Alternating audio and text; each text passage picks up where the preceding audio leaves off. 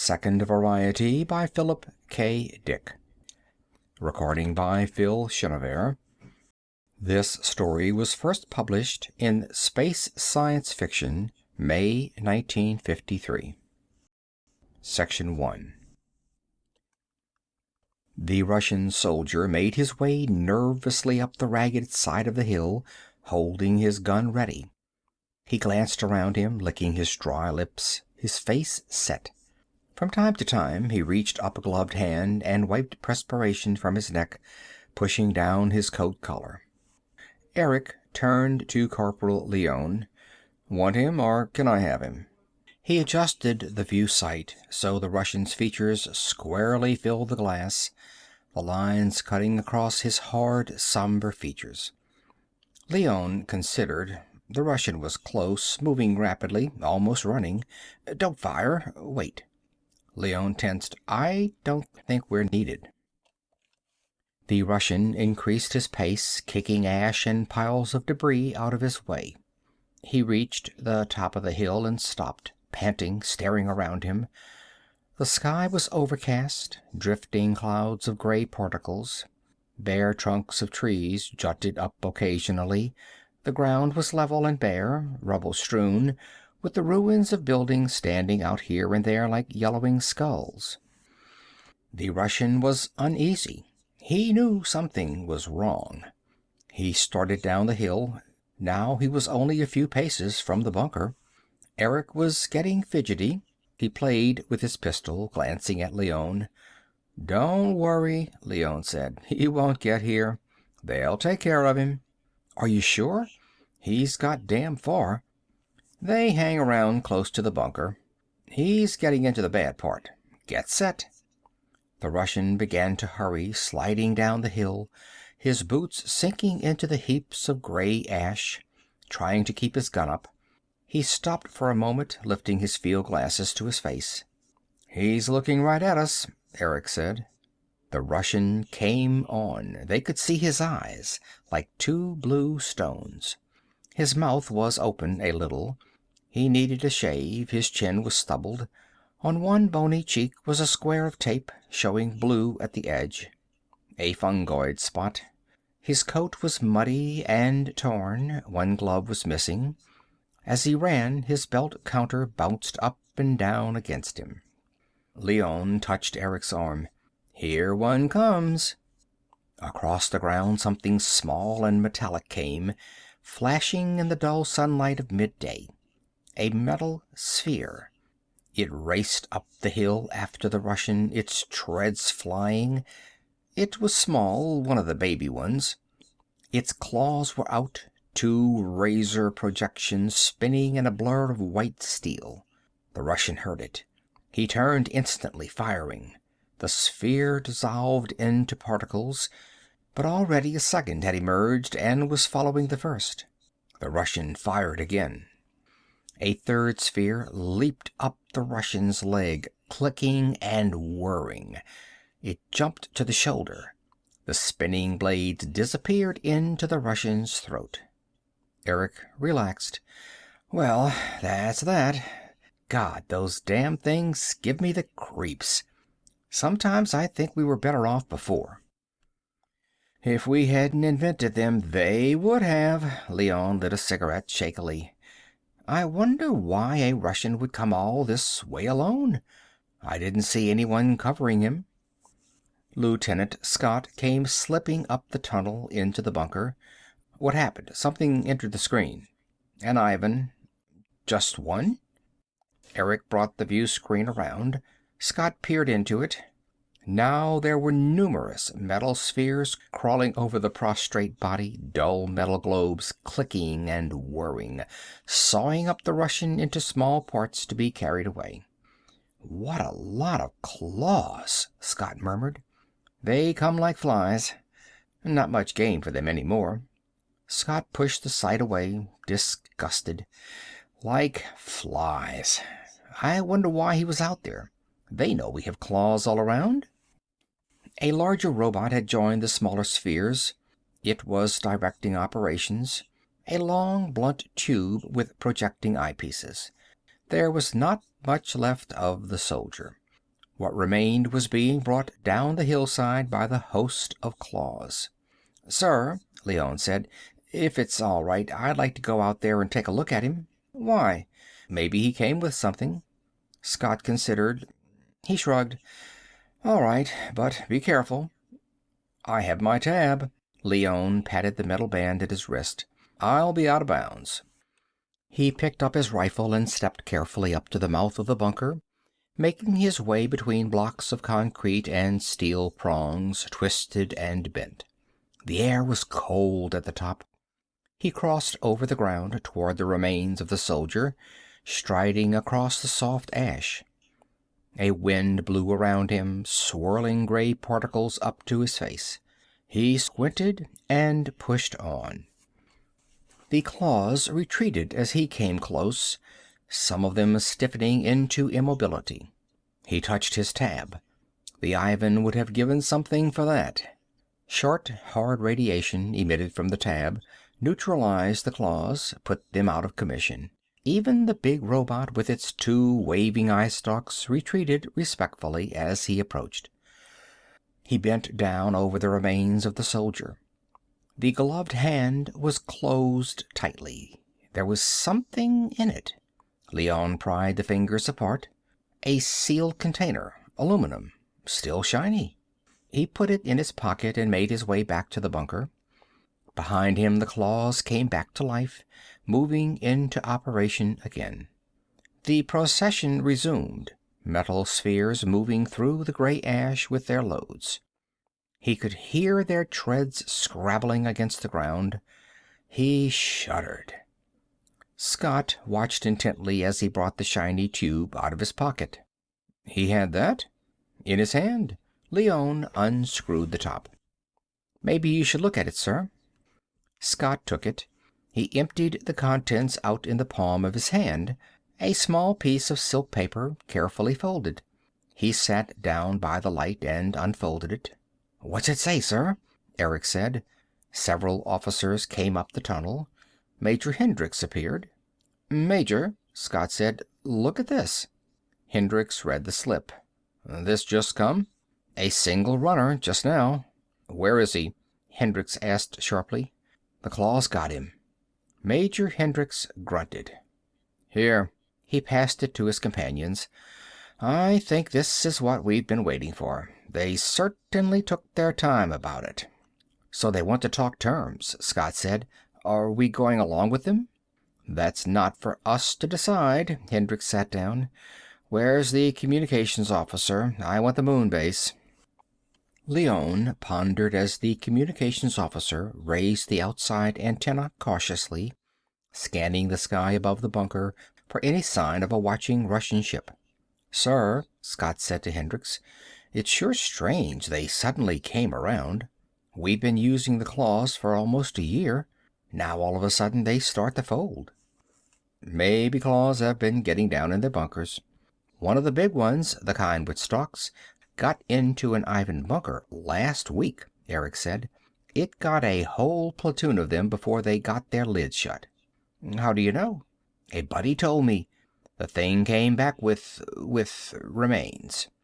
"Moonbase, sir," the communications officer said. On the screen, the face of the lunar monitor appeared. His crisp uniform contrasted to the uniforms in the bunker, and he was clean-shaven. "Moonbase.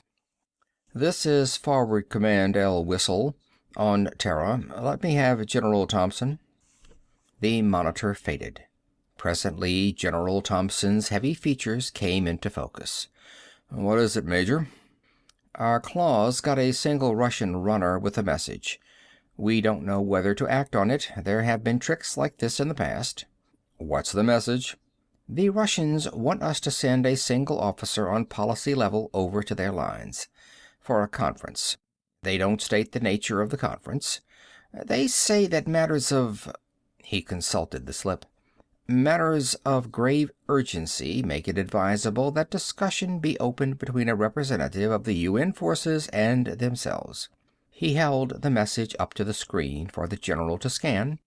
Thompson's eyes moved. "What should we do?" Hendricks said. "Send a man out."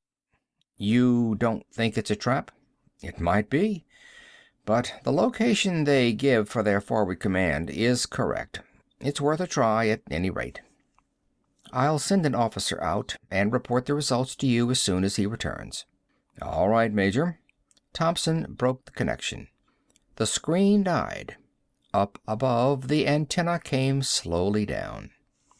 Hendricks rolled up the paper, deep in thought. I'll go, Leone said.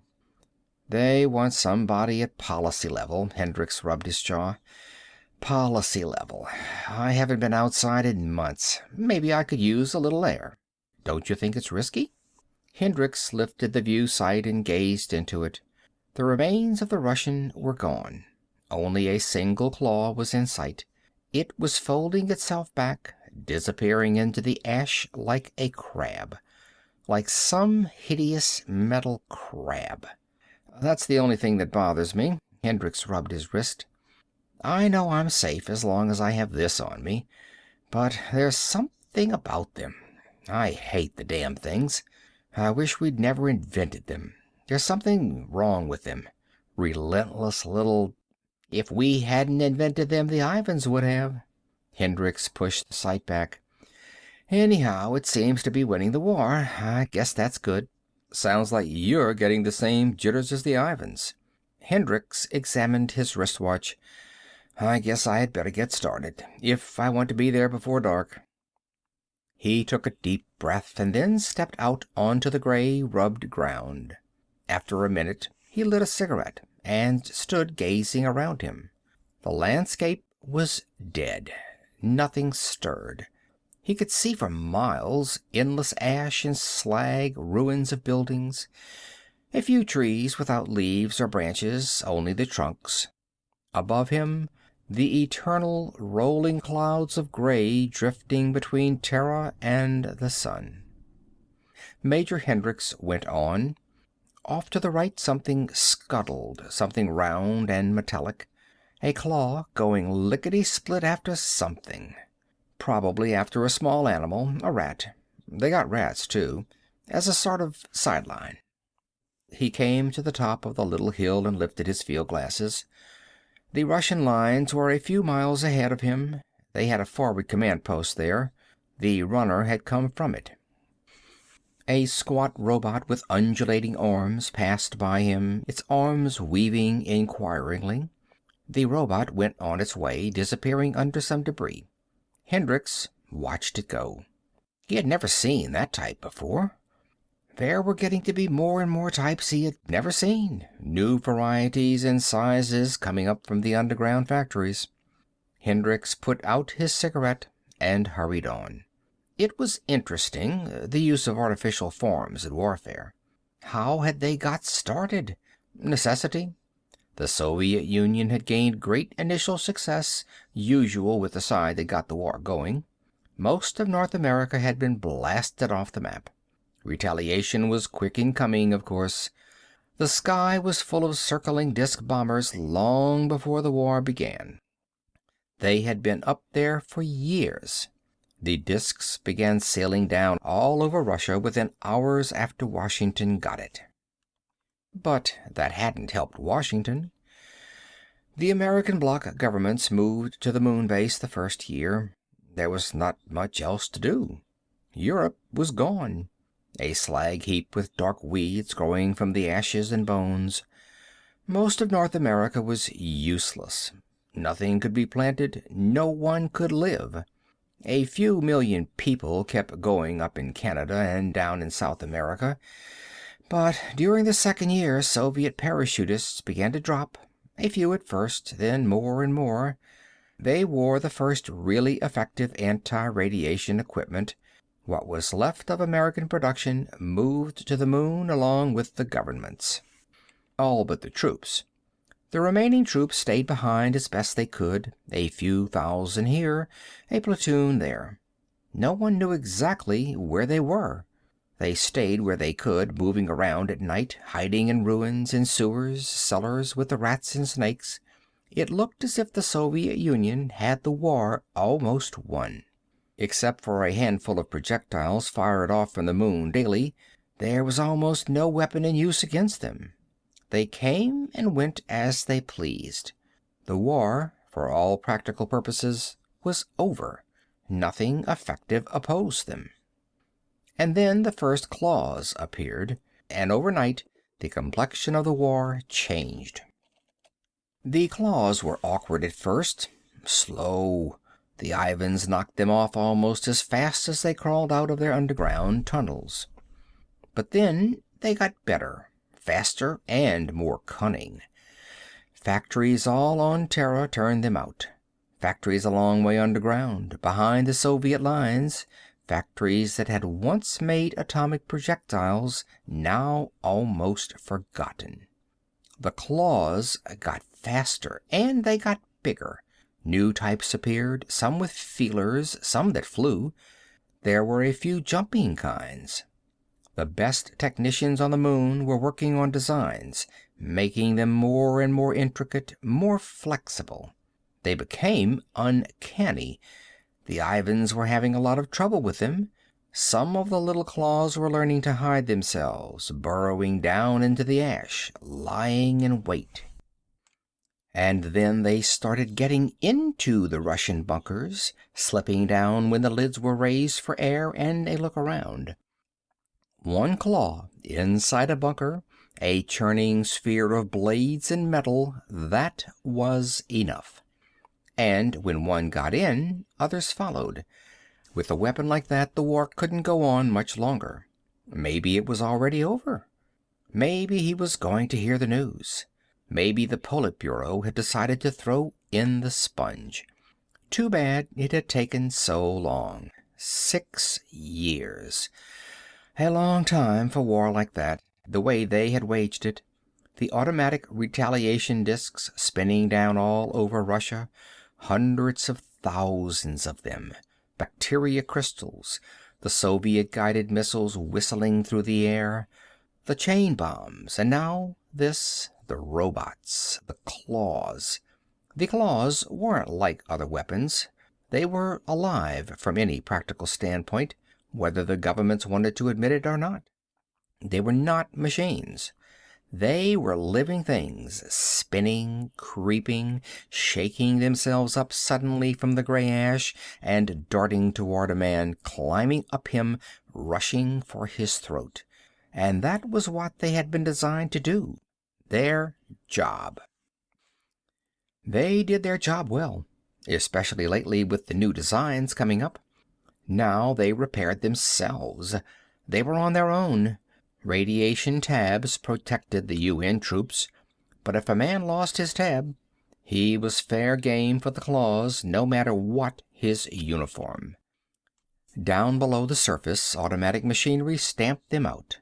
Human beings stayed a long way off. It was too risky. Nobody wanted to be around them. They were left to themselves, and they seemed to be doing all right. The new designs were faster, more complex, more efficient. Apparently they had won the war. Major Hendricks lit a second cigarette.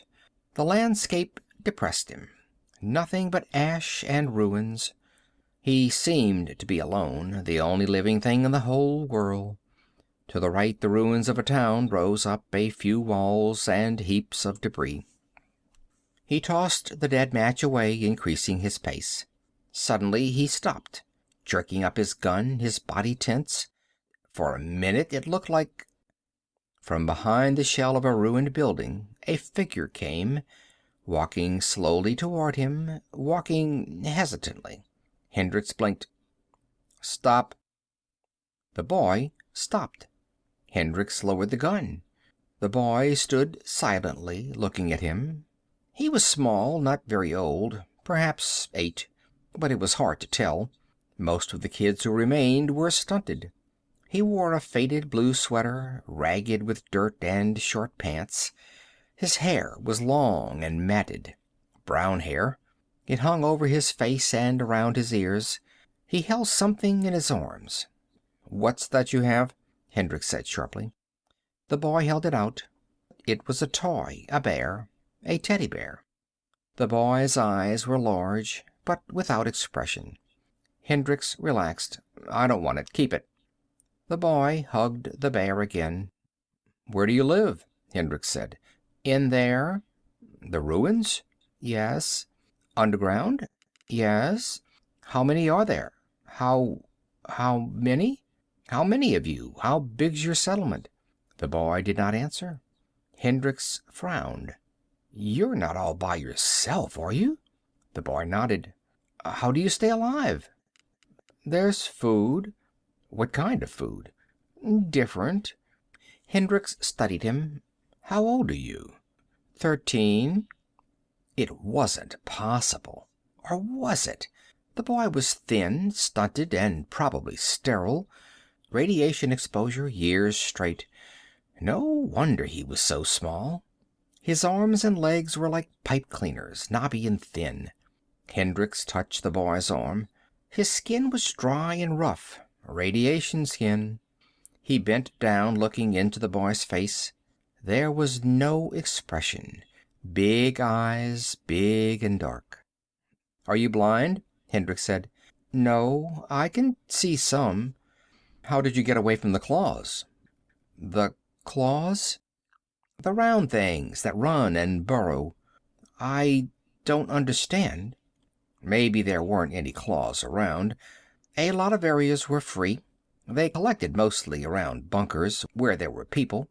The claws had been designed to sense warmth, warmth of living things."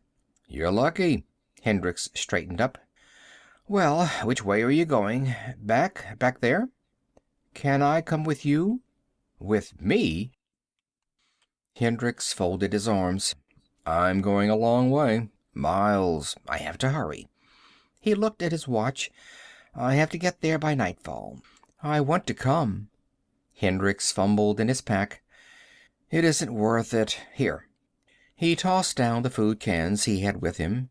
"You take these and go back, okay?" The boy said nothing. "I'll be coming back this way in a day or so. If you're around here when I come back, you can come along with me, all right?" "I want to go with you now." "It's a long walk." "I can walk." Hendricks shifted uneasily. It made too good a target, two people walking along. And the boy would slow him down. But he might not come back this way, and if the boy were really all alone... "Okay, come along." The boy fell in beside him. Hendricks strode along. The boy walked silently, clutching his teddy bear. "What's your name?" Hendricks said after a time. "David Edward Daring." "David? What happened to your mother and father?" "They died." "How?" "In the blast." "How long ago?" "6 years." Hendricks slowed down. "You've been alone 6 years?" "No. There were other people for a while. They went away." "And you've been alone since?" "Yes."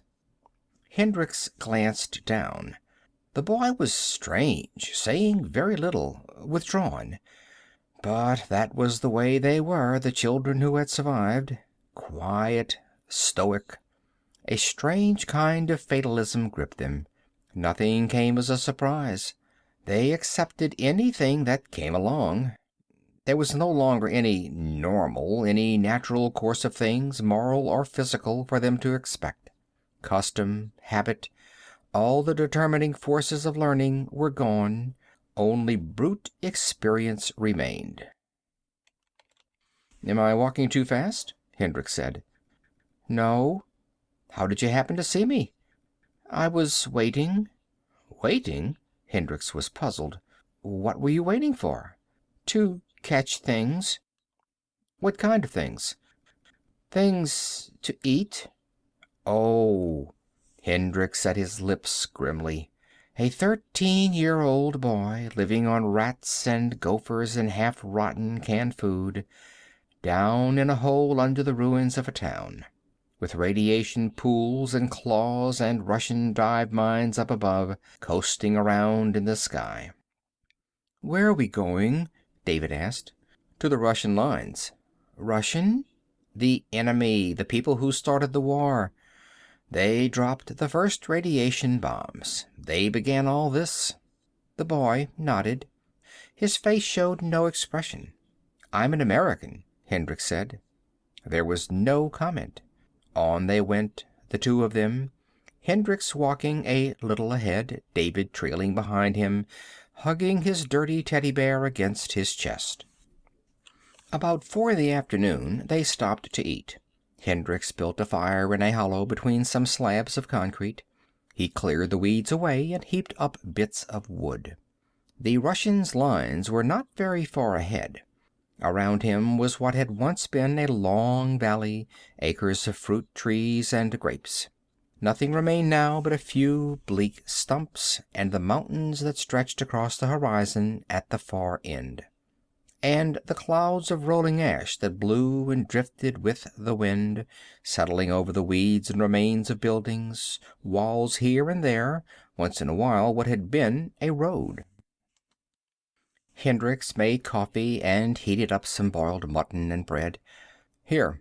He handed bread and mutton to David. David squatted by the edge of the fire, his knees knobby and white.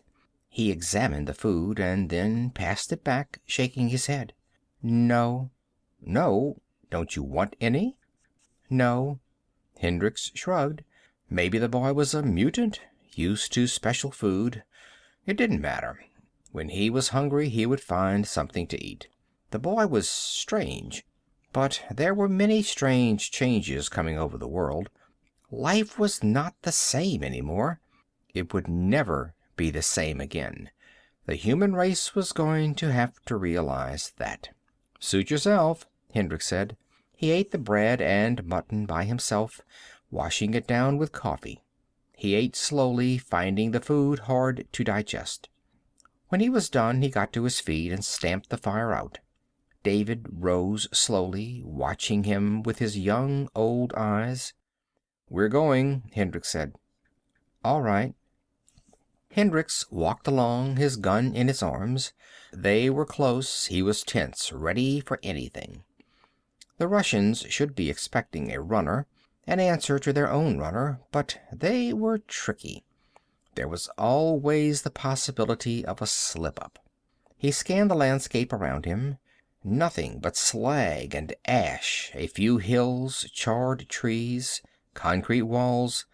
But some place ahead was the first bunker of the Russian lines, the forward command. Underground, buried deep with only a periscope showing, a few gun muzzles, maybe an antenna. "Will we be there soon?" David asked. "Yes. Getting tired?" "No." "Why then?" David did not answer. He plodded carefully along behind, picking his way over the ash. His legs and shoes were gray with dust. His pinched face was streaked, lines of gray ash and rivulets down the pale white of his skin. There was no color to his face, typical of the new children growing up in cellars and sewers and underground shelters. Hendricks slowed down. He lifted his field glasses and studied the ground ahead of him. Were they there, someplace, waiting for him, watching him, the way his men had watched the Russian runner? A chill went up his back. Maybe they were getting their guns ready, preparing to fire, the way his men had prepared, made ready to kill. Hendricks stopped, wiping perspiration from his face. Damn, it made him uneasy. But he should be expected. The situation was different. He strode over the ash, holding his gun tightly with both hands. Behind him came David. Hendricks peered around, tight-lipped. Any second it might happen. A burst of white light, a blast, carefully aimed from inside a deep concrete bunker. He raised his arm and waved it around in a circle. Nothing moved. To the right, a long ridge ran, topped with dead tree trunks. A few wild vines had grown up around the trees, remains of arbors, and the eternal dark weeds. Hendricks studied the ridge. Was anything up there? Perfect place for a lookout. He approached the ridge warily, David coming silently behind. If it were his command, he'd have a sentry up there, watching for troops trying to infiltrate into the command area. Of course, if it were his command, there would be the claws around the area for full protection. He stopped, feet apart, hands on his hips. "Are we there?" David said. "Almost." "Why have we stopped?" "I don't want to take any chances." Hendricks advanced slowly. Now the ridge lay directly beside him, along his right, overlooking him. His uneasy feeling increased. If an Ivan were up there, he wouldn't have a chance. He waved his arm again. They should be expecting someone in the UN uniform in response to the note capsule, unless the whole thing was a trap. "Keep up with me." He turned toward David. "Don't drop behind." "With you?" "Up beside me. We're close. We can't take any chances. Come on." "I'll be all right." David remained behind him, in the rear, a few paces away, still clutching his teddy bear. "Have it your way." Hendricks raised his glasses again, suddenly tense. For a moment, had something moved? He scanned the ridge carefully. Everything was silent. Dead. No life up there, only tree trunks and ash. Maybe a few rats. The big black rats that had survived the claws. Mutants built their own shelters out of saliva and ash, some kind of plaster. Adaptation. He started forward again. End of section 1. Section 2 of Second Variety by Philip K. Dick. A tall figure came out on the ridge above him, cloak flapping. Gray-green, a Russian. Behind him a second soldier appeared. Another Russian. Both lifted their guns, aiming. Hendricks froze. He opened his mouth. The soldiers were kneeling, sighting down the side of the slope. A third figure had joined them on the ridge top, a smaller figure in gray-green, a woman. She stood behind the other two. Hendricks found his voice. "Stop!" He waved at them frantically. "I'm—" The two Russians fired. Behind Hendricks there was a faint pop. Waves of heat lapped against him, throwing him to the ground. Ash tore at his face, grinding into his eyes and nose. Choking, he pulled himself to his knees. It was all a trap. He was finished. He had come to be killed like a steer. The soldiers and the woman were coming down the side of the ridge toward him, sliding down through the soft ash. Hendricks was numb. His head throbbed. Awkwardly, he got his rifle up and took aim. It weighed 1,000 tons. He could hardly hold it. His nose and cheeks stung. The air was full of the blast smell, a bitter, acrid stench. "Don't fire," the first Russian said in heavily accented English. The three of them came up to him, surrounding him. "Put down your rifle, Yank," the other said. Hendricks was dazed. Everything had happened so fast. He had been caught, and they had blasted the boy. He turned his head. David was gone. What remained of him was strewn across the ground. The three Russians studied him curiously. Hendricks sat, wiping blood from his nose, picking out bits of ash. He shook his head, trying to clear it. "Why did you do it?" he murmured thickly. "The boy." "Why?" One of the soldiers helped him roughly to his feet. He turned Hendricks around. "Look." Hendricks closed his eyes. "Look." The two Russians pulled him forward. "See, hurry up. There isn't much time to spare, Yank." Hendricks looked and gasped. "See, now do you understand?" From the remains of David, a metal wheel rolled. Relays, glinting metal, parts, wiring. One of the Russians kicked at the heap of remains. Parts popped out, rolling away. Wheels and springs and rods. A plastic section fell in, half charred. Hendricks bent shakily down. The front of the head had come off. He could make out the intricate brain, wires and relays. Tiny tubes and switches, thousands of minute studs. "A robot," the soldier holding his arm said. "We watched it tagging you." "Tagging me?" "That's their way. They tag along with you into the bunker. That's how they get in. Hendricks blinked, dazed. But... Come on. They led him toward the ridge. We can't stay here. It isn't safe. There must be hundreds of them all around here. The three of them pulled him up the side of the ridge, sliding and slipping on the ash. The woman reached the top and stood waiting for them. The forward command, Hendricks muttered. I came to negotiate with the Soviet. There is no more forward command. They got in. We'll explain. They reached the top of the ridge. We're all that's left, the three of us. The rest were down in the bunker. This way, down this way. The woman unscrewed a lid, a gray manhole cover set in the ground. Get in. Hendricks lowered himself. The two soldiers and the woman came behind him, following him down the ladder. The woman closed the lid after them, bolting it tightly into place. Good thing we saw you, one of the two soldiers grunted. It had tagged you about as far as it was going to. Give me one of your cigarettes, the woman said. I haven't had an American cigarette for weeks. Hendricks pushed the pack to her. She took a cigarette and passed the pack to the two soldiers. In the corner of the small room, the lamp gleamed fitfully. The room was low-ceilinged, cramped. The four of them sat around a small wood table. A few dirty dishes were stacked to one side. Behind a ragged curtain, a second room was partially visible. Hendricks saw the corner of a cot, some blankets, clothes hung on a hook.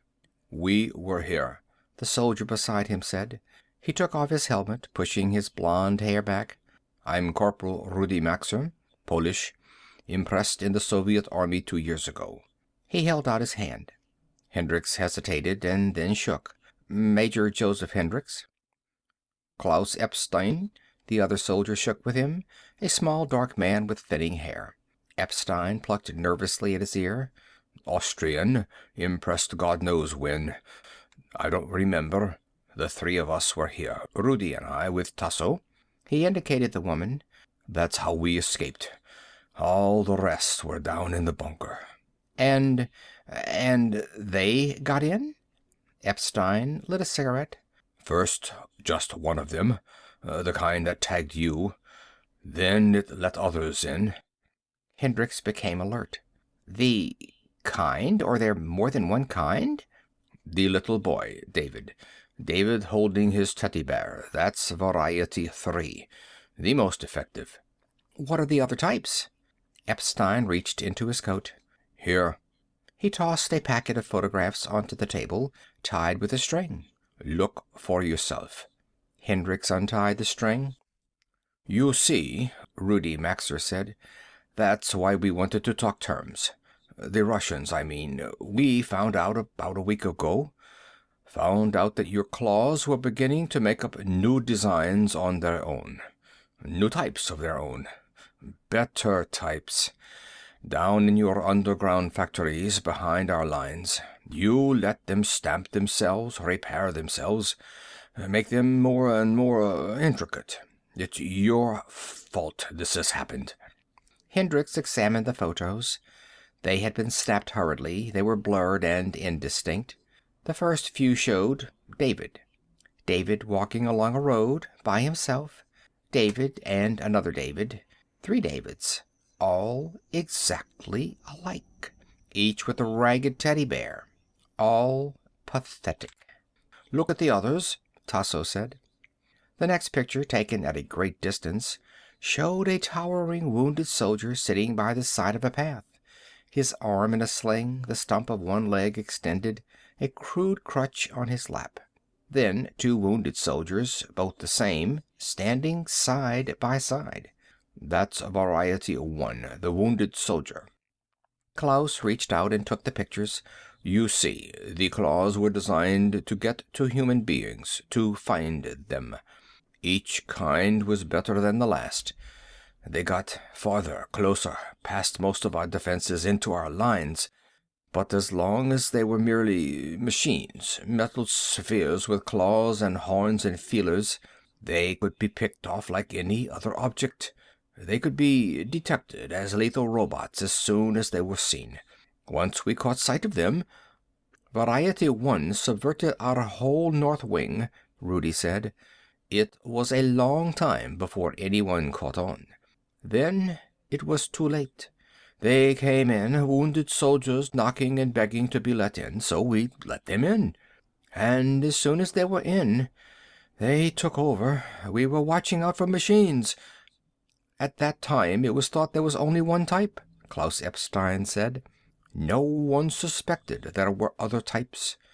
The pictures were flashed to us. When the runner was sent to you, we knew of just one type, Variety 1. The big wounded soldier. We thought that was all. Your line fell to Variety 3, David and his bear. That worked even better. Klaus smiled bitterly. Soldiers are suckers for children. We brought them in and tried to feed them. We found out the hard way what they were after. At least those who were in the bunker. The three of us were lucky, Rudy said. Klaus and I were visiting Tasso when it happened. This is her place. He waved a big hand around. This little cellar. We finished and climbed the ladder to start back. From the ridge, we saw. There they were, all around the bunker. Fighting was still going on. David and his bear. Hundreds of them. Klaus took the pictures. Klaus tied up the photographs again. And it's going on all along your line? Hendricks said. Yes. How about our lines? Without thinking, he touched the tab on his arm. Can they... They're not bothered by your radiation tabs. It makes no difference to them. Russian, American, Pole, German, it's all the same. They're doing what they were designed to do, carrying out the original idea. They track down life wherever they find it. They go by warmth, Klaus said. That's the way you constructed them from the very start. Of course, those you designed were kept back by the radiation tabs you wear. Now they've got around that. These new varieties are lead-lined. What's the other variety? Hendricks asked. The David type, the wounded soldier. What's the other? We don't know. Klaus pointed up at the wall. On the wall were two metal plates, ragged at the edges. Hendricks got up and studied them. They were bent and dented. The one on the left came off a wounded soldier, Rudy said. We got one of them. It was going along toward our old bunker. We got it from the ridge, the same way we got the David tagging you. The plate was stamped I-V. Hendricks touched the other plate. And this came from the David type? Yes. The plate was stamped III-V. Klaus took a look at them, leaning over Hendrix's broad shoulder. You can see what we're up against. There's another type. Maybe it was abandoned. Maybe it didn't work. But there must be a second variety. There's 1 and 3. You were lucky, Rudy said. The David tagged you all the way here and never touched you. Probably thought you'd get into a bunker somewhere. One gets in and it's all over, Klaus said. They move fast. One lets all the rest in. They're inflexible. Machines with one purpose. They were built for only one thing. He rubbed sweat from his lip. We saw. They were silent. Let me have another cigarette, Yank, Tasso said. They are good. I almost forgot how they were. It was night. The sky was black. No stars were visible through the rolling clouds of ash. Klaus lifted the lid cautiously so that Hendricks could look out. Rudy pointed into the darkness. Over that way are the bunkers, where we used to be. Not over half a mile from us. It was just chance Klaus and I were not there when it happened. Weakness, saved by our lusts. All the rest must be dead, Klaus said in a low voice. It came quickly. This morning the Politburo reached their decision. They notified us, Forward Command. Our runner was sent out at once. We saw him start toward the direction of your lines. We covered him until he was out of sight. Alex Radvisky. We both knew him. He disappeared about 6 o'clock. The sun had just come up. About noon, Klaus and I had an hour relief. We crept off away from the bunkers. No one was watching. We came here. There used to be a town here, a few houses, a street. This cellar was part of a big farmhouse. We knew Tasso would be here, hiding down in her little place. We had come here before. Others from the bunkers came here. Today happened to be our turn. So we were saved, Klaus said. Chance. It might have been others. We finished, and then we came up to the surface and started back along the ridge. That was when we saw them. The Davids. We understood right away. We had seen the photos of the first variety, the wounded soldier. Our commissar distributed them to us with an explanation. If we had gone another step, they would have seen us. As it was, we had to blast 2 Davids before we got back. There were hundreds of them, all around, like ants. V took pictures and slipped back here, bolting the lid tight. They're not so much when you catch them alone. We moved faster than they did. But they're inexorable. Not like living things. They came right at us, and we blasted them. Major Hendricks rested against the edge of the lid, adjusting his eyes to the darkness. Is it safe to have the lid up at all? If we're careful. How else can you operate your transmitter? Hendricks lifted the small belt transmitter slowly. He pressed it against his ear. The metal was cold and damp. He blew against the mic, raising up the short antenna. A faint hum sounded in his ear. That's true, I suppose, but he still hesitated. We'll pull you under if anything happens, Klaus said. Thanks. Hendricks waited a moment, resting the transmitter against his shoulder. Interesting, isn't it? What? This, the new types. The new varieties of claws. We're completely at their mercy, aren't we? By now, they've probably gotten into the UN lines, too. It makes me wonder if we're not seeing the beginning of a new species. The new species. Evolution, the race to come after man. Rudy grunted. There is no race after man. No? Why not? Maybe we're seeing it now, the end of human beings, the beginning of a new society. They're not a race. They're mechanical killers. You made them to destroy. That's all they can do.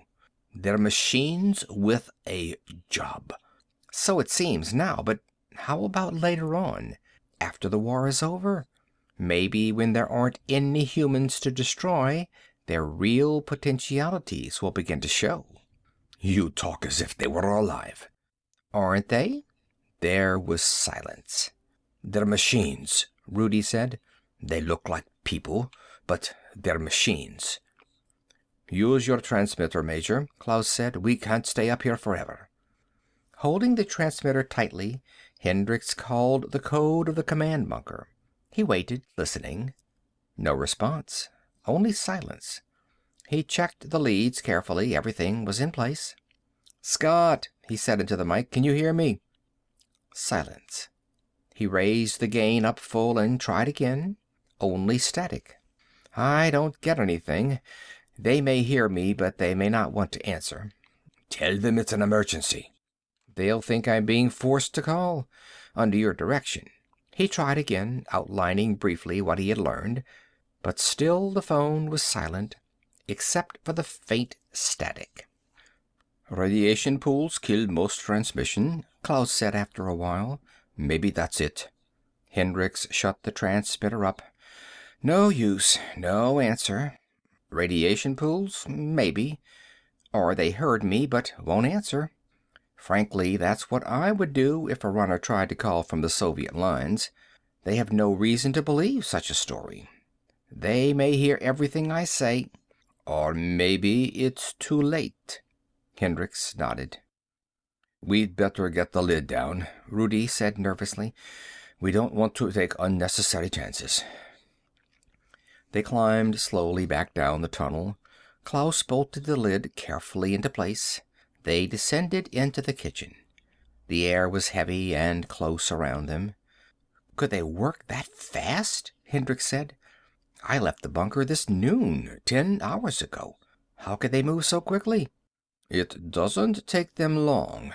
Not after the first ones get in. It goes wild. You know what the little claws can do. Even one of these is beyond belief. Razors each finger. Maniacal." "All right." Hendricks moved away impatiently. He stood with his back to them. "What's the matter?" Rudy said. "The moon base. God, if they've gotten there—" "The moon base?" Hendricks turned around. "They couldn't have got to the moon base. How could they get there? It isn't possible. I can't believe it." "What is this moon base? We've heard rumors, but nothing definite. What is the actual situation? You seem concerned." "We're supplied from the moon. The governments are there under the lunar surface. All our people and industries. That's what keeps us going. If they should find some way of getting off Terra onto the moon—" "It only takes one of them. Once the first gets in, it admits the others. Hundreds of them, all alike. You should have seen them. Identical, like ants." "Perfect socialism," Tasso said. "The ideal of the communist state. All citizens interchangeable." Klaus grunted angrily. "That's enough. Well, what next?" Hendricks paced back and forth around the small room. The air was full of smells of food and perspiration. The others watched him. Presently, Tasso pushed through the curtain into the other room. "I am going to take a nap." The curtain closed behind her. Rudy and Klaus sat down at the table, still watching Hendricks. "It's up to you," Klaus said. "We don't know your situation." Hendricks nodded. "It's a problem." Rudy drank some coffee, filling his cup from a rusty pot. "We're safe here for a while, but we can't stay here forever. Not enough food or supplies." "But if we go outside—" "If we go outside, they'll get us. Or probably they'll get us. We couldn't go very far." "How far is your command bunker, Major?" 3 or 4 miles." "We might make it. The 4 of us. 4 of us could watch all sides. They couldn't slip up behind us and start tagging us. We have 3 rifles, 3 blast rifles. Tasso can have my pistol." Rudy tapped his belt. "In the Soviet Army, we didn't have shoes always, but we had guns. With all 4 of us armed, one of us might get to your command bunker. Preferably you, Major." "What if they're already there?" Klaus said. Rudy shrugged. "Well, then we come back here." Hendricks stopped pacing. "What do you think the chances are they're already in the American lines?" "Hard to say. Fairly good. They're organized. They know exactly what they're doing. Once they start, they go like a horde of locusts. They have to keep moving, and fast. It's secrecy and speed they depend on. Surprise. They push their way in before anyone has any idea." "I see," Hendricks murmured. From the other room, Tasso stirred. "Major?" Hendricks pushed the curtain back. "What?" Tasso looked up at him lazily from the cot. "Have you any more American cigarettes left?" Hendricks went into the room and sat down across from her on a wood stool. He felt his pockets.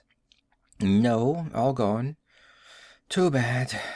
"What nationality are you?" Hendricks asked after a while. "Russian." "How did you get here?" "Here? This used to be France. This was part of Normandy. Did you come with the Soviet Army?" "Why?"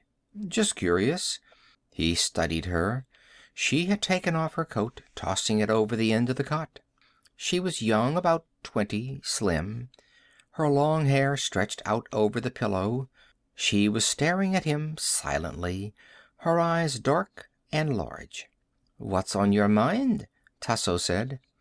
"Nothing. How old are you?" 18. She continued to watch him, unblinking, her arms behind her head. She had on Russian army pants and shirt, gray-green, thick leather belt with counter and cartridges, medicine kit. "You're in the Soviet Army?" "No." "Where did you get the uniform?" She shrugged. "It was given to me," she told him. How old were you when you came here?" 16. "That young?" Her eyes narrowed. "What do you mean?" Hendricks rubbed his jaw. "Your life would have been a lot different if there had been no war. 16. You came here at 16 to live this way." "I had to survive. I'm not moralizing." "Your life would have been different too," Tasso murmured. She reached down and unfastened one of her boots. She kicked the boot off onto the floor. "Major, do you want to go in the other room? I'm sleepy." "It's going to be a problem, the four of us here. It's going to be hard to live in these quarters. Are there just the 2 rooms?" "Yes." "How big was the cellar originally? Was it larger than this? Are there other rooms filled up with debris? We might be able to open one of them." "Perhaps. I really don't know." Tasso loosened her belt. She made herself comfortable on the cot, unbuttoning her shirt. "You're sure you have no more cigarettes?" "I only had the 1 pack." "Too bad. Maybe if we get back to your bunker we can find some." The other boot fell. Tasso reached up for the light cord. "Good night." "You're going to sleep?" "That's right." The room plunged into darkness. Hendricks got up and made his way past the curtain into the kitchen. And stopped, rigid. Rudy stood against the wall, his face white and gleaming. His mouth opened and closed, but no sounds came. Klaus stood in front of him, the muzzle of his pistol in Rudy's stomach. Neither of them moved. Klaus, his hand tight around his gun, his features set. Rudy, pale and silent, spread-eagled against the wall. "What?" Hendricks muttered, but Klaus cut him off. "Be quiet, Major. Come over here. Your gun. Get out your gun." Hendricks drew his pistol. "What is it?" "Cover him." Klaus motioned him forward. "Beside me. Hurry." Rudy moved a little, lowering his arms. He turned to Hendricks, licking his lips.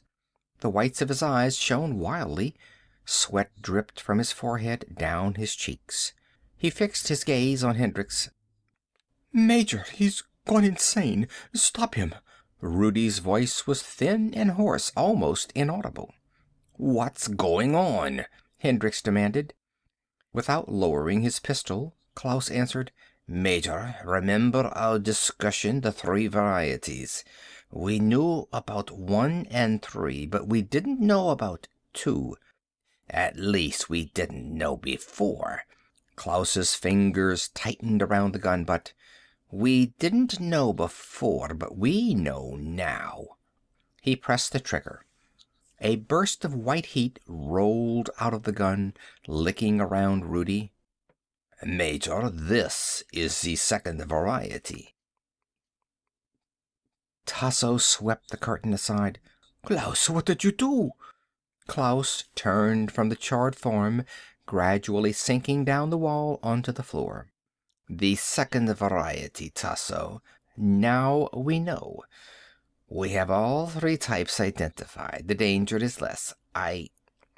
Tasso stared past him at the remains of Rudy, at the blackened, smoldering fragments and bits of cloth. "You killed him." "Him? It, you mean? I was watching. I had a feeling, but I wasn't sure. At least I wasn't sure before. But this evening I was certain." Klaus rubbed his pistol butt nervously. "We're lucky. Don't you understand? Another hour and it might—" "You were certain?" Tasso pushed past him and bent down over the steaming remains on the floor. Her face became hard. "Major, see for yourself. Bones, flesh." Hendricks bent down beside her. The remains were human remains. Seared flesh, charred bone fragments, part of a skull. Ligaments, viscera, blood. Blood forming a pool against the wall. "No wheels," Tasso said calmly. She straightened up. "No wheels, no parts, no relays, not a claw. Not the second variety." She folded her arms. "You're going to have to be able to explain this." Klaus sat down at the table. All the color drained suddenly from his face. He put his head in his hands and rocked back and forth. "Snap out of it." Tasso's fingers closed over his shoulder. "Why did you do it? Why did you kill him?" "He was frightened," Hendricks said. "All this, the whole thing building up around us." "Maybe." "What then? What do you think?" "I think he may have had a reason for killing Rudy. A good reason." "What reason?" "Maybe Rudy learned something." Hendricks studied her bleak face. "About what?" he asked. "About him. About Klaus." End of section 2. Section 3 of Second Variety by Philip K. Dick. Klaus looked up quickly. "You can see what she's trying to say. She thinks I'm the second variety. Don't you see, Major? Now she wants you to believe I killed him on purpose, that I'm—" "Why did you kill him, then?" Tasso said. "I told you." Klaus shook his head wearily. "I thought he was a claw. I thought I knew." "Why?" "I had been watching him. I was suspicious." "Why?" "I thought I had seen something, heard something. I thought I—" He stopped. "Go on." "We were sitting at the table, playing cards. You two were in the other room. It was silent. I thought I heard him... whir." There was silence. "Do you believe that?" Tasso said to Hendricks. "Yes, I believe what he says." "I don't. I think he killed Rudy for a good purpose." Tasso touched the rifle resting in the corner of the room. "Major." "No." Hendricks shook his head. "Let's stop it right now. One is enough. We're afraid, the way he was. If we kill him, we'll be doing what he did to Rudy." Klaus looked gratefully up at him. "Thanks. I was afraid. You understand, don't you? Now she's afraid, the way I was. She wants to kill me." "No more killing." Hendricks moved toward the end of the ladder. "I'm going above and try the transmitter once more. If I can't get them, we're moving back toward my lines tomorrow morning." Klaus rose quickly. "I'll come up with you and give you a hand." The night air was cold. The earth was cooling off. Klaus took a deep breath, filling his lungs. He and Hendricks stepped onto the ground out of the tunnel. Klaus planted his feet wide apart, the rifle up, watching and listening. Hendricks crouched by the tunnel mouth, tuning the small transmitter. "Any luck?" Klaus asked presently. "Not yet." "Keep trying. Tell them what happened." Hendricks kept trying, without success. Finally he lowered the antenna. "It's useless. They can't hear me, or they hear me and won't answer. Or they don't exist." "I'll try once more." Hendricks raised the antenna. "Scott, can you hear me? Come in." He listened. There was only static. Then, still very faintly, "This is Scott." His fingers tightened. "Scott, is it you?" "This is Scott." Klaus squatted down. "Is it your command?" "Scott, listen. Do you understand? About them, the claws. Did you get my message? Did you hear me?" "Yes." Faintly, almost inaudible. He could hardly make out the word. "You got my message? Is everything all right at the bunker? None of them have got in?" "Everything is all right." "Have they tried to get in?" The voice was weaker. "No." Hendricks turned to Klaus. "They're all right." "Have they been attacked?" "No." Hendricks pressed the phone tighter to his ear. "Scott, I can hardly hear you. Have you notified the moon base? Do they know? Are they alerted?" No answer. "Scott, can you hear me?" Silence. Hendricks relaxed, sagging. "Faded out. Must be radiation pools." Hendricks and Klaus looked at each other. Neither of them said anything. After a time, Klaus said, "Did it sound like any of your men? Could you identify the voice?" "It was too faint." "You couldn't be certain?" "No." "Then it could have been—" "I don't know. Now I'm not sure. Let's go back down and get the lid closed." They climbed back down the ladder, slowly, into the warm cellar. Klaus bolted the lid behind them. Tasso waited for them, her face expressionless. "Any luck?" she asked. Neither of them answered. "Well," Klaus said at last, "what do you think, Major? Was it your officer, or was it one of them?" "I don't know." "Then we're just where we were before." Hendricks stared down at the floor, his jaw set. "We'll have to go, to be sure." "Anyhow, we have food here for only a few weeks. We'd have to go up after that in any case." "Apparently so." "What's wrong?" Tasso demanded. "Did you get across to your bunker? What's the matter?" "It may have been one of my men," Hendricks said slowly. "Or it may have been one of them. But we'll never know standing here." He examined his watch. "Let's turn in and get some sleep. We want to be up early tomorrow." "Early?" "Our best chance to get through the claws would be early in the morning," Hendricks said. The morning was crisp and clear. Major Hendricks studied the countryside through his field glasses. "See anything?" Klaus said. "No." "Can you make out our bunkers?" "Which way?" "Here."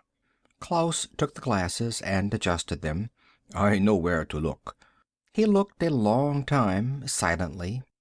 Tasso came to the top of the tunnel and stepped up onto the ground. "Anything?" "No."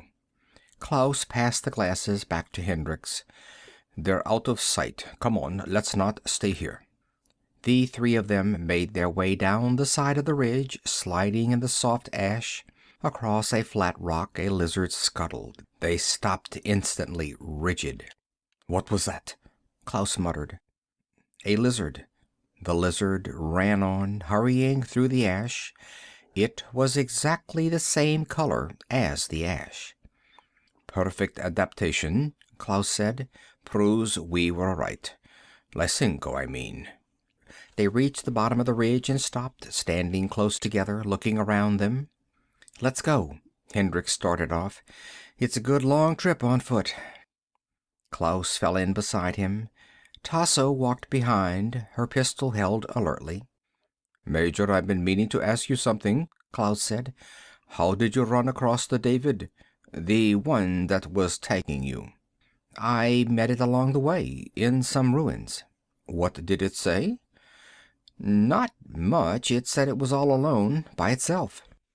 "You couldn't tell it was a machine? It talked like a living person? You never suspected?"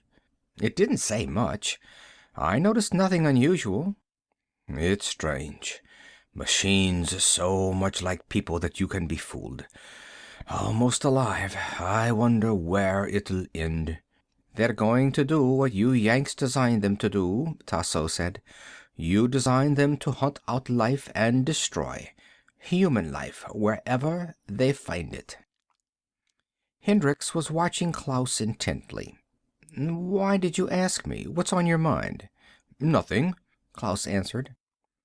"Klaus thinks you're the second variety," Tasso said calmly from behind him. "Now he's got his eye on you." Klaus flushed. "Why not?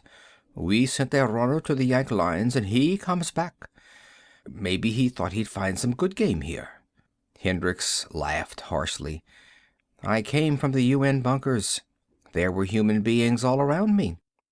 "Maybe you saw an opportunity to get into the Soviet lines. Maybe you saw your chance. Maybe you—" "The Soviet lines had already been taken over. Your lines had been invaded before I left my command bunker. Don't forget that. Tasso came up beside him. That proves nothing at all, Major. Why not? There appears to be little communication between the varieties. Each is made in a different factory. They don't seem to work together. You might have started for the Soviet lines without knowing anything about the work of the other varieties, or even what the other varieties were like. How do you know so much about the claws? Hendricks said. I've seen them. I've observed them. I observed them take over the Soviet bunkers. You know quite a lot, Klaus said. Actually, you saw very little. Strange that you should have been such an acute observer. Tasso laughed. Do you suspect me now? Forget it, Hendricks said. They walked on in silence. Are we going the whole way on foot? Tasso said after a while. I'm not used to walking. She gazed around at the plain of ash, stretching out on all sides of them as far as they could see. How dreary. It's like this all the way, Klaus said. In a way, I wish you had been in your bunker when the attack came. Someone else would have been with you, if not me, Klaus muttered. Tasso laughed, putting her hands in her pockets. I suppose so. They walked on, keeping their eyes on the vast plain of silent ash around them. The sun was setting. Hendricks made his way forward slowly, waving Tasso and Klaus back. Klaus squatted down, resting his gun butt against the ground. Tasso found a concrete slab and sat down with a sigh. It's good to rest. Be quiet, Klaus said sharply. Hendricks pushed up to the top of the rise ahead of them. The same rise the Russian runner had come up the day before. Hendricks dropped down, stretching himself out, peering through his glasses at what lay beyond. Nothing was visible, only ash and occasional trees. But there, not more than 50 yards ahead, was the entrance of the forward command bunker, the bunker from which he had come. Hendricks watched silently. No motion, no sign of life. Nothing stirred. Klaus slithered up beside him. Where is it? Down there. Hendricks passed him the glasses. Clouds of ash rolled across the evening sky. The world was darkening. They had a couple of hours of light left at the most. Probably not that much. I don't see anything, Klaus said. That tree there, the stump, by the pile of bricks. The entrance is to the right of the bricks. I'll have to take your word for it. You and Tasso cover me from here. You'll be able to sight all the way to the bunker entrance. You're going down alone? With my wrist tab, I'll be safe. The ground around the bunker is a living field of claws. They collect down in the ash like crabs. Without tabs, you wouldn't have a chance. Maybe you're right. I'll walk slowly all the way, as soon as I know for certain. If they're down inside the bunker, you won't be able to get back up here. They go fast. You don't realize. What do you suggest? Klaus considered. I don't know. Get them to come up to the surface, so you can see. Hendricks brought his transmitter from his belt, raising the antenna. Let's get started. Klaus signaled to Tasso. She crawled expertly up the side of the rise to where they were sitting. He's going down alone, Klaus said. We'll cover him from here. As soon as you see him start back, fire past him at once. They come quick. You're not very optimistic, Tasso said. No, I'm not. Hendricks opened the breech of his gun, checking it carefully. Maybe things are all right. You didn't see them. Hundreds of them. All the same, pouring out like ants. I should be able to find out without going down all the way. Hendricks locked his gun, gripped it in one hand, the transmitter in the other. Well, wish me luck. Klaus put out his hand. Don't go down until you're sure. Talk to them from up here. Make them show themselves. Hendricks stood up. He stepped down the side of the rise. A moment later he was walking slowly toward the pile of bricks and debris beside the dead tree stump, toward the entrance of the forward command bunker. Nothing stirred. He raised the transmitter, clicking it on. "Scott, can you hear me?" Silence. "Scott, this is Hendricks. Can you hear me?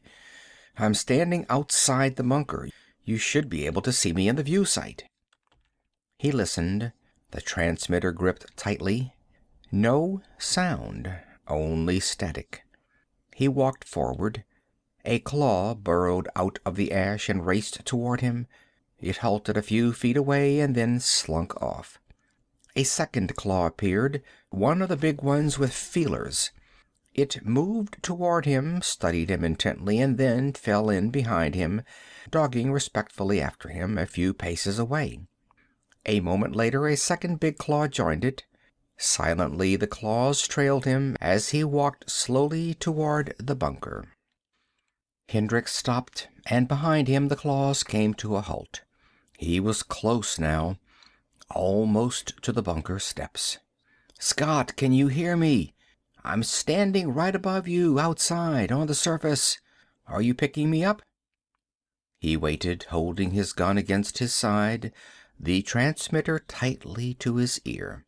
Time passed. He strained to hear, but there was only silence. Silence and faint static. Then, distantly, metallically, "This is Scott." The voice was neutral, cold. He could not identify it, but the earphone was minute. "Scott, listen, I'm standing right above you. I'm on the surface looking down into the bunker entrance." "Yes." "Can you see me?" "Yes." "Through the view sight. You have the sight trained on me?" "Yes." Hendricks pondered. A circle of claws waited quietly around him, gray metal bodies on all sides of him. "Is everything all right in the bunker? Nothing unusual has happened?" "Everything is all right." "Will you come up to the surface? I want to see you for a moment." Hendricks took a deep breath. "Come up here. I want to talk to you." "Calm down." "I'm giving you an order." Silence. "Are you coming?" Hendricks listened. There was no response. "I order you to come to the surface." "Calm down." Hendricks set his jaw. "Let me talk to Leone." There was a long pause. He listened to the static. Then a voice came, hard, thin, metallic, the same as the other. "This is Leone." "Hendricks, I'm on the surface, at the bunker entrance. I want one of you to come up here." "Calm down." "Why come down? I'm giving you an order." Silence. Hendricks lowered the transmitter. He looked carefully around him. The entrance was just ahead, almost at his feet. He lowered the antenna and fastened the transmitter to his belt. Carefully he gripped his gun with both hands. He moved forward, a step at a time. If they could see him, they knew he was starting toward the entrance. He closed his eyes a moment. Then he put his foot on the first step that led downward. Two Davids came up at him, their faces identical and expressionless. He blasted them into particles. More came rushing silently up, a whole pack of them, all exactly the same. Hendricks turned and raced back, away from the bunker, back toward the rise. At the top of the rise, Tasso and Klaus were firing down. The small claws were already streaking up toward them, shining metal spheres going fast, racing frantically through the ash. But he had no time to think about that. He knelt down, aiming at the bunker entrance, gun against his cheek. The Davids were coming out in groups, clutching their teddy bears, their thin, knobby legs pumping as they ran up the steps to the surface. Hendricks fired into the main body of them. They burst apart, wheels and springs flying in all directions. He fired again through the mist of particles. A giant lumbering figure rose up in the bunker entrance, tall and swaying. Hendricks paused, amazed. A man, a soldier, with one leg supporting himself with a crutch. "Major!" Tasso's voice came, more firing. The huge figure moved forward. Davids swarmed around it. Hendricks broke out of his freeze. The first variety, the wounded soldier. He aimed and fired. The soldier burst into bits, parts and relays flying. Now many Davids were out on the flat ground, away from the bunker. He fired again and again, moving slowly back, half crouching and aiming. From the rise, Klaus fired down. The side of the rise was alive with claws making their way up. Hendricks retreated toward the rise, running and crouching. Tasso had left Klaus and was circling slowly to the right, moving away from the rise. A David slipped up toward him, its small white face expressionless, brown hair hanging down in its eyes. It bent over suddenly, opening its arms. Its teddy bear hurtled down and leaped across the ground, bounding toward him. Hendricks fired. The bear and the David both dissolved. He grinned, blinking. It was like a dream. "Up here!" Tasso's voice. Hendricks made his way toward her. She was over by some columns of concrete, walls of a ruined building. She was firing past him with the hand pistol Klaus had given her. "Thanks." He joined her, gasping for breath. She pulled him back behind the concrete, fumbling at her belt. "Close your eyes." She unfastened a globe from her waist. Rapidly she unscrewed the cap, locking it into place. "Close your eyes and get down." She threw the bomb. It sailed in an arc, an expert rolling and bouncing to the entrance of the bunker. Two wounded soldiers stood uncertainly by the brick pile. More Davids poured from behind them, out onto the plain. One of the wounded soldiers moved toward the bomb, stooping awkwardly down to pick it up. The bomb went off. The concussion whirled Hendricks around, throwing him on his face. A hot wind rolled over him. Dimly, he saw Tasso standing behind the columns, firing slowly and methodically at the Davids coming out of the raging clouds of white fire. Back along the rise, Klaus struggled with a ring of claws circling around him. He retreated, blasting at them, and moving back, trying to break through the ring. Hendricks struggled to his feet. His head ached. He could hardly see. Everything was licking at him, raging and whirling. His right arm would not move. Tasso pulled back toward him. "Come on, let's go." "Klaus, he's still up there." "Come on." Tasso dragged Hendricks back, away from the columns. Hendricks shook his head, trying to clear it. Tasso led him rapidly away, her eyes intense and bright, watching for claws that had escaped the blast. One David came out of the rolling clouds of flame. Tasso blasted it. No more appeared. "But Klaus, what about him?" Hendricks stopped, standing unsteadily. "Come on." They retreated, moving farther and farther away from the bunker. A few small claws followed them for a little while and then gave up, turning back and going off.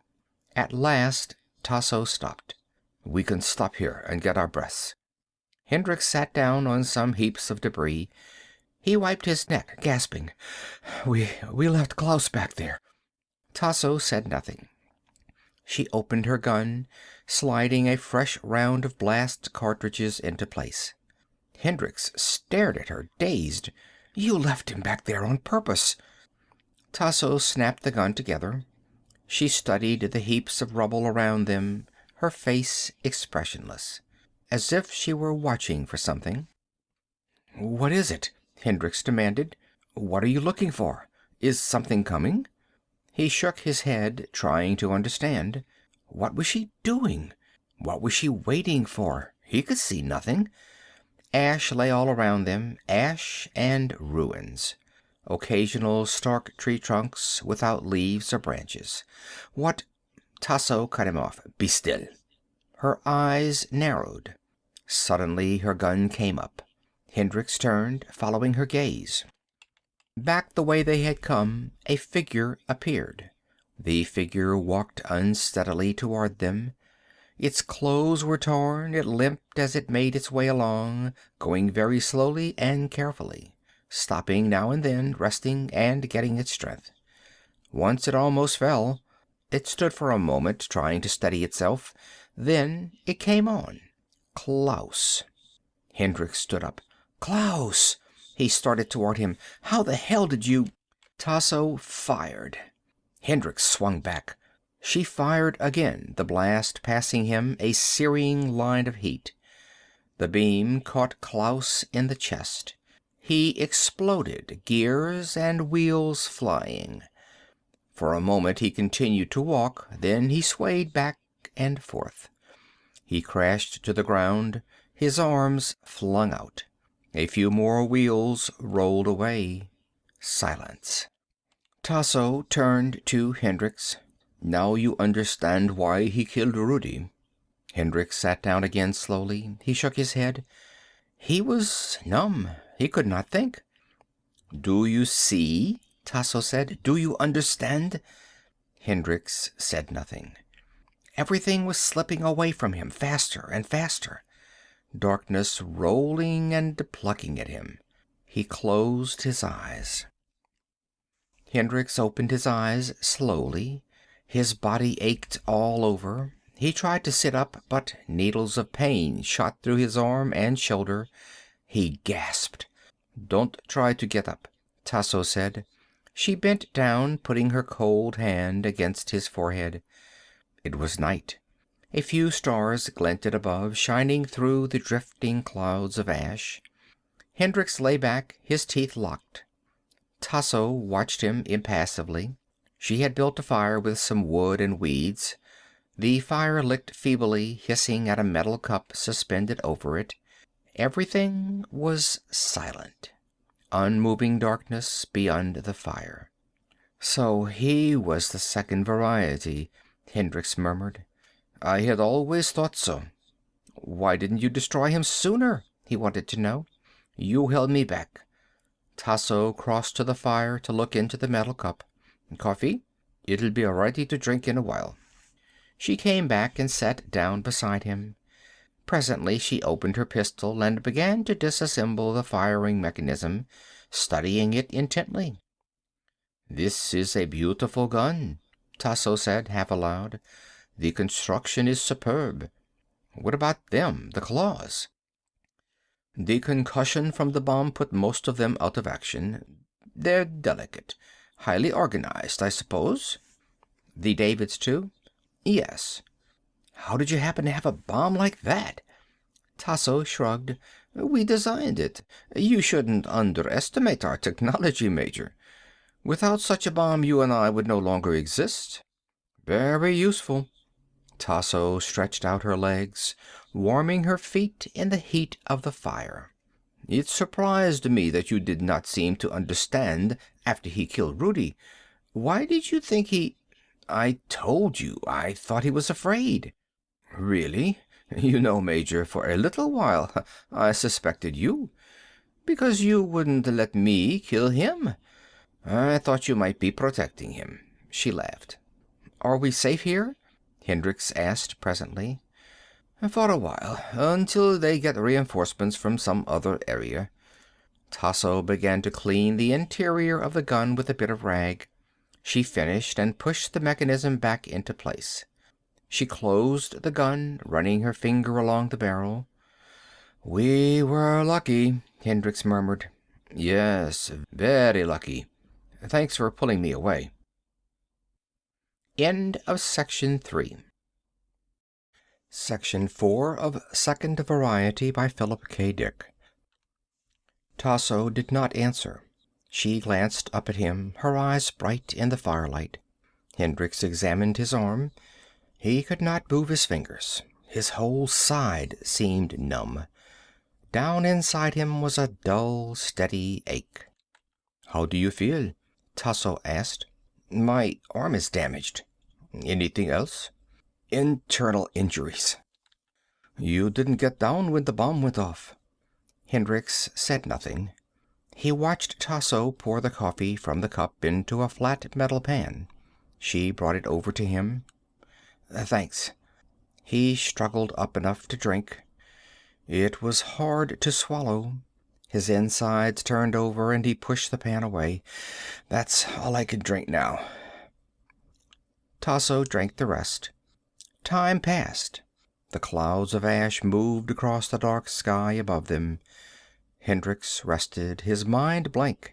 After a while he became aware that Tasso was standing over him, gazing down at him. "What is it?" he murmured. "Do you feel any better?" "Some. You know, Major, if I hadn't dragged you away, they would have got you. You would be dead. Like Rudy." "I know. Do you want to know why I brought you out? I could have left you. I could have left you there." "Why did you bring me out?" "Because we have to get away from here."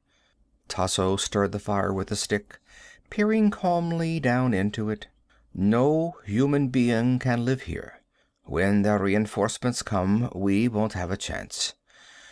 I have pondered about it while you were unconscious. We have perhaps 3 hours before they come." "And you expect me to get us away?" "That's right. I expect you to get us out of here." "Why me?" "Because I don't know any way." Her eyes shone at him in the half-light, bright and steady. "If you can't get us out of here, they'll kill us within 3 hours. I see nothing else ahead." "Well, Major, what are you going to do?" "I've been waiting all night. While you were unconscious, I sat here, waiting and listening. It's almost dawn. The night is over." Hendricks considered. "It's curious," he said at last. "Curious?"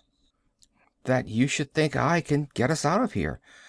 I wonder what you think I can do." "Can you get us to the moon base?" "The moon base? How?" "There must be some way." Hendricks shook his head. "No, there's no way that I know of." Tasso said nothing. For a moment her steady gaze wavered. She ducked her head, turning abruptly away. She scrambled to her feet. "More coffee?" "No." "Suit yourself." Tasso drank silently. He could not see her face. He lay back against the ground, deep in thought, trying to concentrate. It was hard to think. His head still hurt, and the numbing daze still hung over him. "There might be one way," he said suddenly. "Oh?" "How soon is dawn?" 2 hours. The sun will be coming up shortly." "There's supposed to be a ship near here. I've never seen it, but I know it exists." "What kind of a ship?" Her voice was sharp. "A rocket cruiser." "Will it take us off? To the moon base?" "It's supposed to, in case of emergency." He rubbed his forehead. "What's wrong?" "My head. It's hard to think. I can hardly concentrate. The bomb." "Is the ship near here?" Tasso slid over beside him, settling down on her haunches. "How far is it? Where is it?" "I'm trying to think." Her fingers dug into his arm. "Nearby?" Her voice was like iron. "Where would it be? Would they store it underground? Hidden underground?" "Yes. In a storage locker." "How do we find it? Is it marked? Is there a code marker to identify it?" Hendricks concentrated. No markings, no code symbol." "What then?" "A sign." "What sort of sign?" Hendricks did not answer. In the flickering light his eyes were glazed, two sightless orbs. Tasso's fingers dug into his arm. "What sort of sign? What is it?" I I can't think. Let me rest." "All right." She let go and stood up. Hendricks lay back against the ground, his eyes closed. Tasso walked away from him, her hands in her pockets. She kicked a rock out of her way and stood staring up at the sky. The night blackness was already beginning to fade into gray. Morning was coming. Tasso gripped her pistol and walked around the fire in a circle, back and forth. On the ground, Major Hendricks lay, his eyes closed, unmoving. The grayness rose in the sky, higher and higher. The landscape became visible, fields of ash stretching out in all directions. Ash and ruins of buildings, a wall here and there, heaps of concrete, the naked trunk of a tree. The air was cold and sharp. Somewhere a long way off, a bird made a few bleak sounds. Hendricks stirred. He opened his eyes. "Is it dawn? Already?" "Yes." Hendricks sat up a little. "You wanted to know something. You were asking me." "Do you remember now?" "Yes." "What is it?" She tensed. "What?" She repeated sharply. "A well. A ruined well. It's in a storage locker under a well." "A well." Tasso relaxed. "Then we'll find a well." She looked at her watch. "We have about an hour, Major. Do you think we can find it in an hour?" "Give me a hand up," Hendricks said. Tasso put her pistol away and helped him to his feet. "This is going to be difficult." "Yes, it is." Hendricks set his lips tightly. "I don't think we're going to go very far." They began to walk. The early sun cast a little warmth down on them. The land was flat and barren, stretching out gray and lifeless as far as they could see. A few birds sailed silently far above them, circling slowly. "See anything?" Hendricks said. "Any claws?" "No, not yet." They passed through some ruins, upright concrete and bricks, a cement foundation. Rats scuttled away. Tasso jumped back warily. "This used to be a town," Hendricks said. "A village, a provincial village. This was all grape country once, where we are now."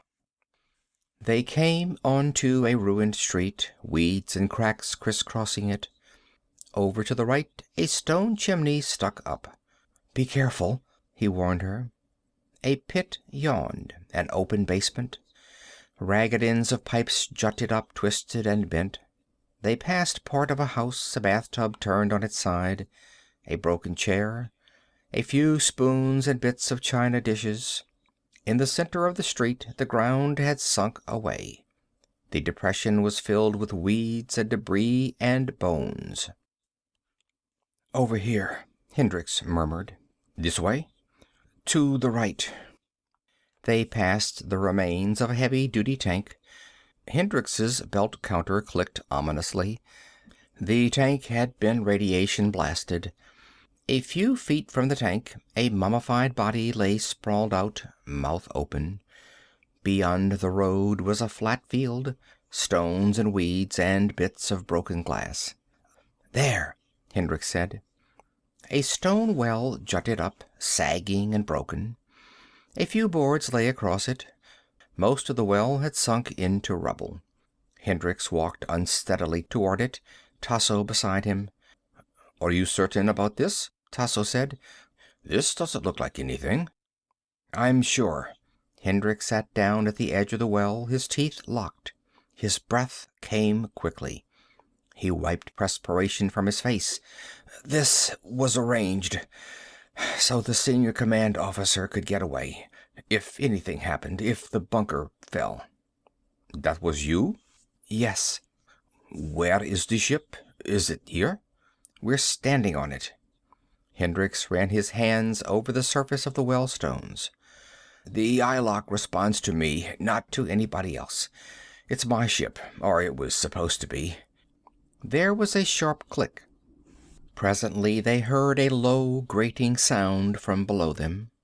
"Step back," Hendricks said. He and Tasso moved away from the well. A section of the ground slid back. A metal frame pushed slowly up through the ash, shoving bricks and weeds out of the way. The action ceased as the ship nosed into view. "There it is," Hendricks said. The ship was small. It rested quietly, suspended in its mesh frame, like a blunt needle. A rain of ash sifted down into the dark cavity from which the ship had been raised. Hendricks made his way over to it. He mounted the mesh and unscrewed the hatch, pulling it back. Inside the ship, the control banks and the pressure seat were visible. Tasso came and stood beside him, gazing into the ship. "I'm not accustomed to rocket piloting," she said after a while. Hendricks glanced at her. "I'll do the piloting." "Will you? There's only one seat, Major. I can see it's built to carry only a single person." Hendricks' breathing changed. He studied the interior of the ship intently. Tasso was right. There was only one seat. The ship was built to carry only one person. "I see," he said slowly. "And the one person is you." She nodded. "Of course." "Why?" "You can't go. You might not live through the trip. You're injured. You probably wouldn't get there." "An interesting point. But you see, I know where the moon base is, and you don't. You might fly around for months and not find it. It's well hidden. Without knowing what to look for, I'll have to take my chances. Maybe I won't find it, not by myself, but I think you'll give me all the information I need. Your life depends on it." "How?" "If I find the moon base in time, perhaps I can get them to send a ship back to pick you up. If I find the base in time. If not, then you haven't a chance.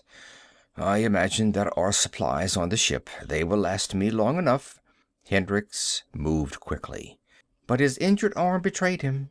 Tasso ducked, sliding lithely aside. Her hand came up lightning fast. Hendricks saw the gun butt coming. He tried to ward off the blow, but she was too fast. The metal butt struck against the side of his head just above his ear. Numbing pain rushed through him.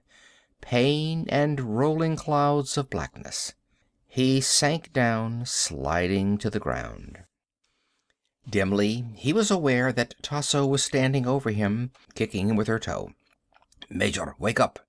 He opened his eyes, groaning. "Listen to me." She bent down, the gun pointed at his face. "I have to hurry. There isn't much time left. The ship is ready to go, but you must tell me the information I need before I leave." Hendricks shook his head, trying to clear it. "Hurry up. Where is the moon base? How do you find it? What do I look for?" Hendricks said nothing. "Answer me." "Sorry." "Major, the ship is loaded with provisions. I can coast for weeks. I'll find the base eventually, and in a half hour you'll be dead. Your only chance of survival—" She broke off. Along the slope, by some crumbling ruins, something moved. Something in the ash. Tasso turned quickly, aiming. She fired. A puff of flame leaped. Something scuttled away, rolling across the ash. She fired again. The claw burst apart, wheels flying. "See?" Tasso said. "A scout. It won't be long." "You'll bring them back here to get me?" "Yes, as soon as possible." Hendricks looked up at her. He studied her intently. "You're telling the truth?" A strange expression had come over his face, an avid hunger. "You'll come back for me? You'll get me to the moon base?" "I'll get you to the moon base. But tell me where it is. There's only a little time left." "All right." Hendricks picked up a piece of rock, pulling himself to a sitting position. "Watch." Hendricks began to scratch in the ash. Tasso stood by him, watching the motion of the rock. Hendricks was sketching a crude lunar map. This is the Apennine Range. Here is the crater of Archimedes. The moon base is beyond the end of the Apennine, about 200 miles. I don't know exactly where. No one on Terra knows. But when you're over the Apennine, signal with one red flare and a green flare, followed by two red flares in quick succession. The base monitor will record your signal. The base is under the surface, of course. They'll guide you down with magnetic grapples. And the controls, can I operate them? The controls are virtually automatic. All you have to do is give the right signal at the right time. I will. The seat absorbs most of the takeoff shock. Air and temperature are automatically controlled. The ship will leave Terra and pass out into free space. It'll line itself up with the moon, falling into an orbit around it about 100 miles above the surface. The orbit will carry you over the base. When you're in the region of the Apennine, release the signal rockets. Tasso slid into the ship and lowered herself into the pressure seat. The arm locks folded automatically around her. She fingered the controls. Too bad you're not going, Major. All this put here for you, and you can't make the trip. Leave me the pistol. Tasso pulled the pistol from her belt. She held it in her hand, weighing it thoughtfully. Don't go too far from this location. It'll be hard to find you as it is. No. I'll stay here by the well. Tasso gripped the takeoff switch, running her fingers over the smooth metal. A beautiful ship, Major. Well built. I admire your workmanship. You people have always done good work. You build fine things. Your work, your creations are your greatest achievement. Give me the pistol, Hendricks said impatiently, holding out his hand. He struggled to his feet. Goodbye, Major. Tasso tossed the pistol past Hendricks. The pistol clattered against the ground, bouncing and rolling away. Hendricks hurried after it. He bent down, snatching it up. The hatch of the ship clanged shut. The bolts fell into place. Hendricks made his way back. The inner door was being sealed. He raised the pistol unsteadily. There was a shattering roar. The ship burst up from its metal cage, fusing the mesh behind it. Hendricks cringed, pulling back. The ship shot up into the rolling clouds of ash, disappearing into the sky. Hendricks stood watching a long time, until even the streamer had dissipated. Nothing stirred. The morning air was chill and silent. He began to walk aimlessly back the way they had come. Better to keep moving around. It would be a long time before help came, if it came at all. He searched his pockets until he found a package of cigarettes. He lit one grimly. They had all wanted cigarettes from him, but cigarettes were scarce. A lizard slithered by him through the ash. He halted, rigid. The lizard disappeared. Above, the sun rose higher in the sky. Some flies landed on a flat rock to one side of him. Hendricks kicked at them with his foot. It was getting hot. Sweat trickled down his face into his collar. His mouth was dry. Presently he stopped walking and sat down on some debris. He unfastened his medicine kit and swallowed a few narcotic capsules. He looked around him. Where was he? Something lay ahead, stretched out on the ground, silent and unmoving. Hendricks drew his gun quickly. It looked like a man. Then he remembered. It was the remains of Klaus, the second variety, where Tasso had blasted him. He could see wheels and relays and metal parts strewn around on the ash, glittering and sparkling in the sunlight. Hendricks got to his feet and walked over. He nudged the inert form with his foot, turning it over a little.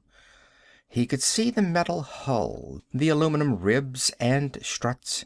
More wiring fell out, like viscera. Heaps of wiring, switches and relays, endless motors and rods. He bent down. The brain cage had been smashed by the fall. The artificial brain was visible. He gazed at it. A maze of circuits, miniature tubes, wires as fine as hair. He touched the brain cage. It swung aside. The type plate was visible. Hendricks studied the plate. And blanched. IV. -IV. For a long time he stared at the plate. Fourth variety. Not the second. They had been wrong. There were more types, not just 3. Many more, perhaps at least 4. And Klaus wasn't the second variety. But if Klaus wasn't the second variety... Suddenly he tensed. Something was coming, walking through the ash beyond the hill. What was it? He strained to see. Figures coming slowly along, making their way through the ash, coming toward him. Hendricks crouched quickly, raising his gun. Sweat dripped down into his eyes. He fought down rising panic as the figures neared. The first was a David. The David saw him and increased its pace. The others hurried behind it. A second David, a third. 3 Davids, all alike, coming toward him silently, without expression, their thin legs rising and falling, clutching their teddy bears. He aimed and fired. The first 2 Davids dissolved into particles.